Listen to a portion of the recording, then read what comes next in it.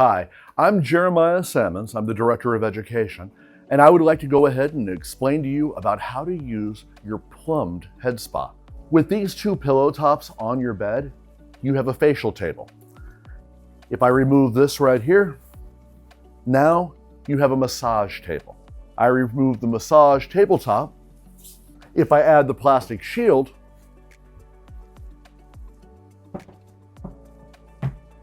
your head spa is ready for use. Now, let's talk a little bit about how to use your head spa.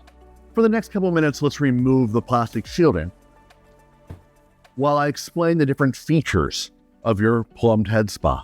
If we come down here, you'll see this right here is your control panel. This right here will add time if you're using the timer on your unit. This will subtract time. These two control your temperature.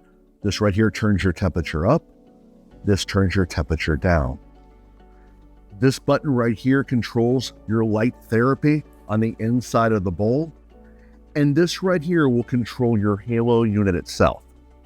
With this right here, spa mode, controlling the intensity of the halo spray. So this right here is your sprayer. Unlike the portable unit, you don't have to push any buttons or do anything special to use it. You just turn the water on and it sprays.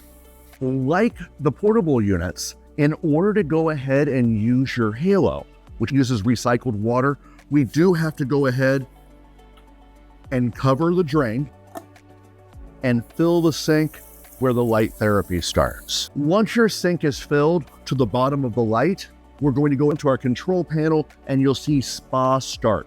That will start your halo.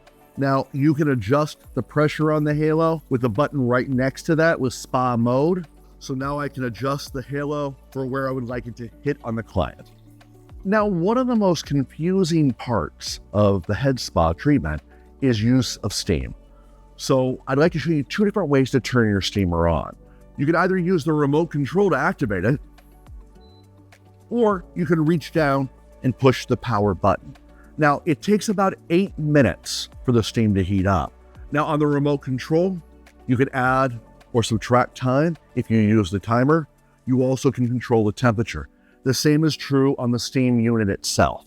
There's a temperature up, a temperature down, a time up, a time down. Now, never use anything besides clean water in your steamer.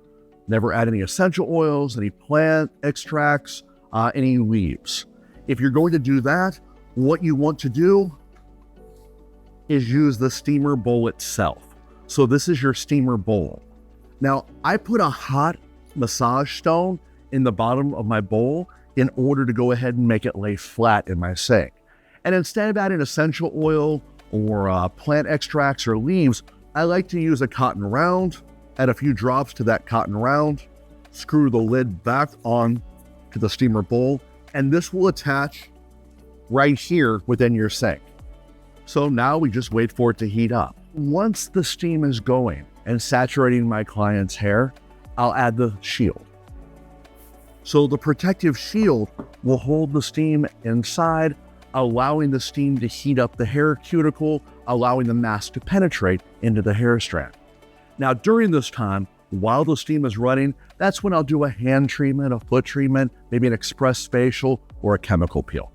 One of the most interesting features of the head spa is the light therapy.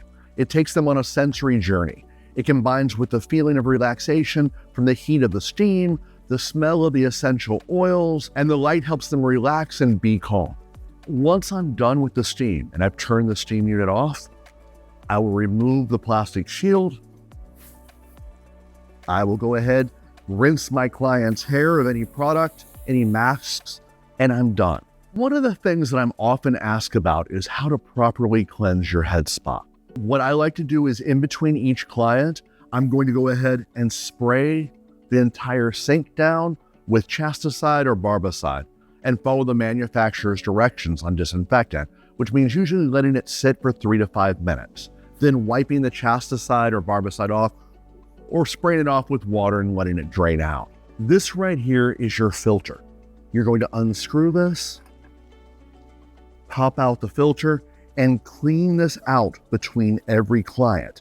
Pop it back in, and then just screw that back on. At the end of the day, I fill my sink up with vinegar and water, and I run the halo unit, allowing the vinegar and water to circulate through my halo. What that does is remove any emollients, any fats, any product buildup, and keep your halo clean without corroding it, which heavy cleansers can do. I hope that's answered all your questions on our plumbed head spa unit. I wish you all the success in the world. You have a nice day.